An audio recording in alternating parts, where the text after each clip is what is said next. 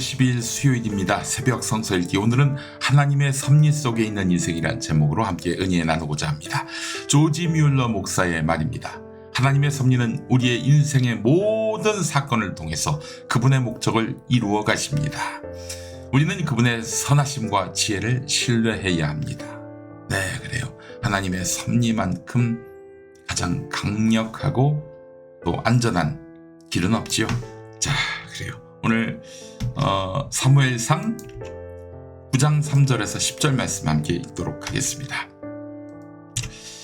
그런데 사울의 아버지 기스는 자기가 기르던 암나귀들 가운데서 몇 마리를 잃고서 자기 아들 사울에게 종을 하나 데리고 가서 암나귀를 찾아보라고 말하였다.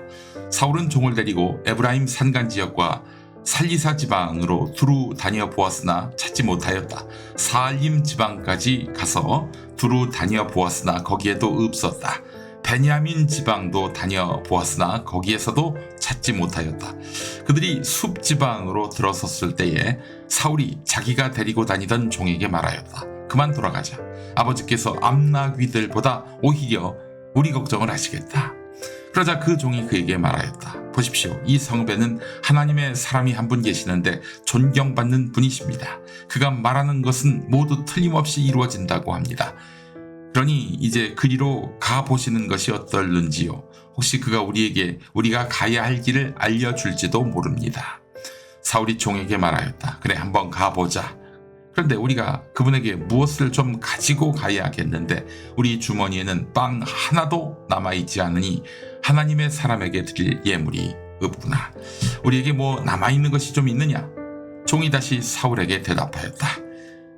나에게 은전한 분이 있습니다. 이것을 하나님의 사람에게 드리고 우리가 갈 길을 가르쳐 달라고 하겠습니다. 옛적에 이스라엘에서 사람들이 하나님께 물으려고 할 때에는 선견자에게 가자고 말하였다. 오늘날 우리가 예언자라고 하는 이들을 옛적에는 선견자라고 불렀다. 사울이 종에게 말하였다. 좋은 생각이다. 어서 가자.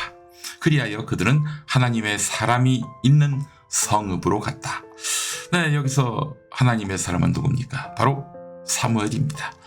사무엘상 9장은 사무엘이 사울과 만나서 네가 통일왕국 이스라엘의 초대 왕이 될 것이다. 이렇게 예언하는 대목이 나옵니다.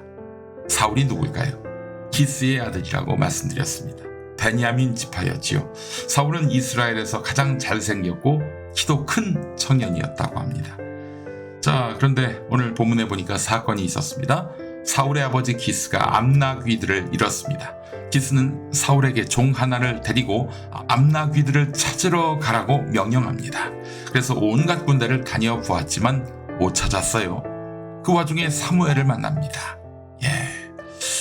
우리가 갈 길을 알고 싶으니 우리에게 그 길을 일러주십시오 하였고 찾아간 것입니다. 사무엘은 뜻밖에도 사울을 향해서 네가 이스라엘의 통치자가 될 것이라고 예언합니다. 사실 사무엘은 사울이 올 줄 알고 아주 뜨겁게 대접하더니 그에게 기름을 붓고 장차 이스라엘의 왕이 될 것이다. 이렇게 선언한 것입니다. 사울은 사무엘과 헤어집니다. 그리고 자신을 향한 모든 계획이 하나하나 이루어져감을 알게 됩니다. 시간이 지나면서 말입니다. 하나님의 섭리에 순응하는 삶. 이때까지는 사울의 삶이 빛났습니다.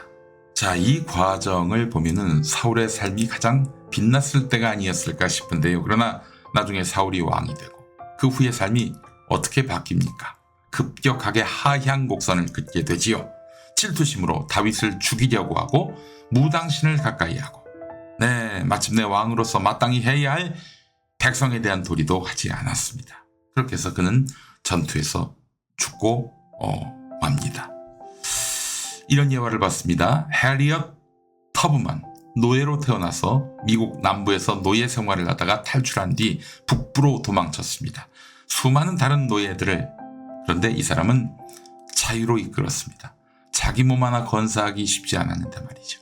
목숨을 건 탈출을 이어갔고 매사에 목숨을 건 자유를 향한 뜨거운 도전을 했던 것입니다. 자, 그는 탈출을 계획할 때마다 기도하면서 하나님의 인도하심을 구했습니다. 한 번은 이 사람이 노예들을 북부로 데리고 가던 중에 추격자들이 너무 가까이 다가오는 상황이었습니다. 마치 홍해 앞까지 간 모세가 이끌었던 백성들의 모습을 보는 듯하지요. 자, 이때 터브먼은 기도하면서 하나님의 도우심을 구했고 곧바로 방향을 바꾸라는 그런 내적인 음성을 들었습니다. 그래서 그 음성을 따라서 새로운 길로 갔고 그 덕분에 모두 무사히 탈출할 수 있었다고 합니다.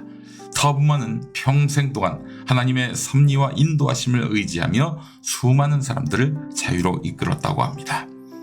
네, 다른 믿을 것이 하나도 없고 하나님만 남았을 때 여러분, 그때가 회복과 부활의 접점임을 아셔야 합니다.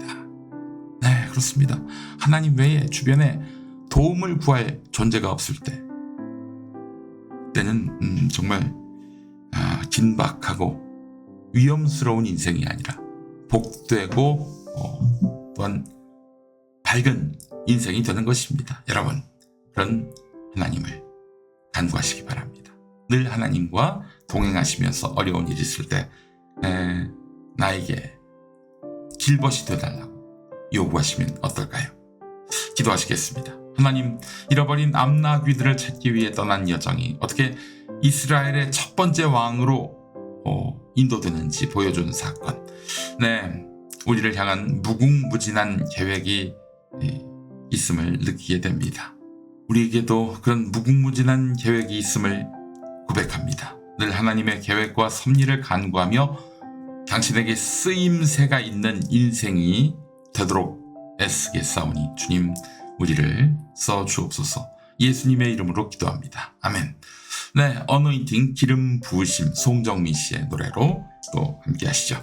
한국기독교장로회 총회교육국이 만드는 말씀과 삶으로 매일 아침 은혜의 시간 함께하고 있습니다. 네, 저는 모레 금요일에 돌아오겠습니다. 감사합니다.